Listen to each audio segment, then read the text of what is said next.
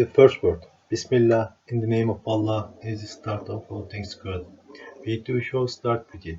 Know, O my soul, just as this blessed phrase, a mark of Islam, so too it is a constantly recited by all beings through their total disposition. If you want to know what an inexhaustible strength, what an unending source of bounty is Bismillah, listen to the following story which is in the form of comparison. It goes like this. Someone who makes a journey through the deserts of Arabia has to travel in the name of travelship and enter under his protection, for in this way he may be saved from the assaults of bandits and the secret needs. On his own he will perish in the face of innumerable enemies and needs. And so, two men went on such a journey and entered the desert. One of them was modest and humble, the other proud and conceited. The humble man assumed the name of the terrible ship, while the proud man did not. The first travelled safely wherever he went. If he encountered the bandit, he said, "I am travelling in the name of such and such terrible leader," and they did not molest him. If he came to some tents, he was treated respectfully due to the name. But the proud man suffered indescribable calamities throughout his journey. He both trembled before everything and begged from everything. He was base and became an object of scorn.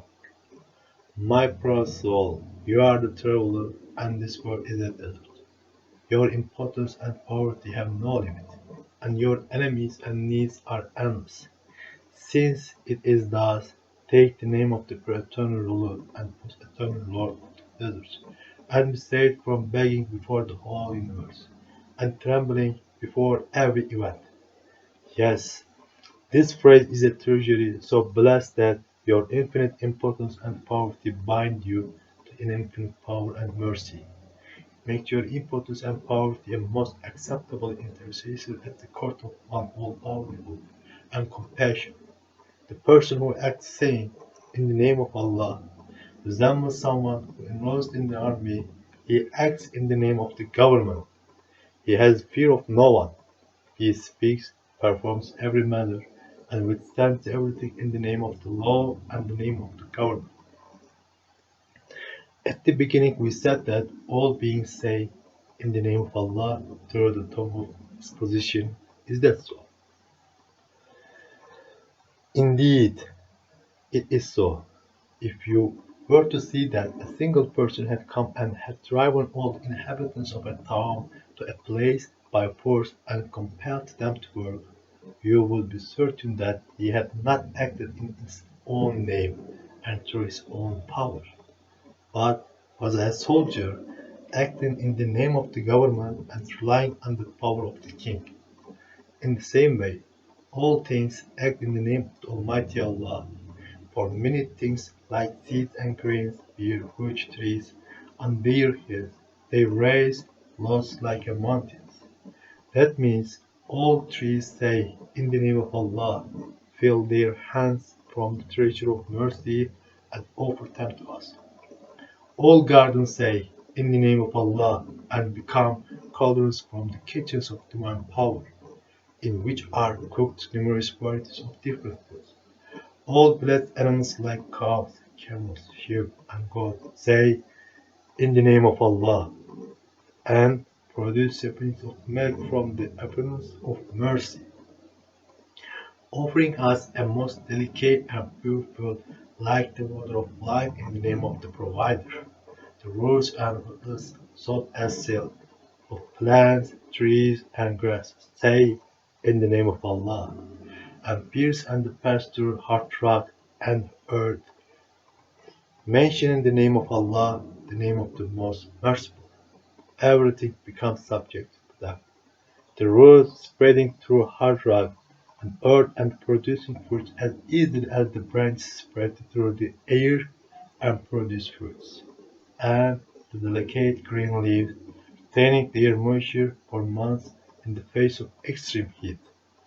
They'll slap in the mouth of naturalists and jab a finger in their blind eyes, saying, "Even heat and hardness, in which you most trust, are under a command.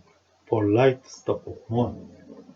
Each of those second rootlets conformed the come of, and we said, O Moses, strike the rock with your staff, and split the rock and the delicate leaves, fine as checkered paper, recite the words, O fire, be calmness and peace, against heat of the five, each like the members of Abraham, alayhi salam.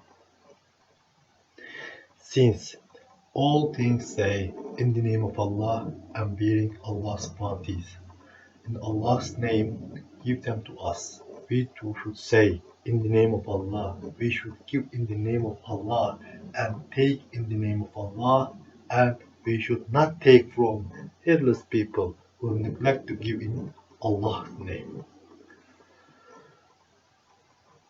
Question. We give a prize to people who are like treasures. So what prize does Allah want? Who is the true owner? The answer. Yes, the prize, the true store of bounties, wants in return for those valuable bounties and goods is three things. One is remembrance, another is thanks, and other is reflection. Saying in the name of Allah at the start is remembrance, and all praise to Allah at the end is thanks, and perceiving and thinking of those bounties which are priceless wonders of art, being miracles of power of the unique and eternally sought one, and gifts of His mercy is reflection. However, foolish it is to kiss the foot of lowly man who conveys to you the precious gift of a king, and not to recognize the gift's owner. It is 1,000 times more foolish to praise and love the apparent source of bounties and forget the true bestower of bounties. O my soul, if you do not wish to be foolish in that way, give in Allah's name, take in Allah's name, begin in Allah's name, and act in Allah's name, and that is the matter in a nutshell.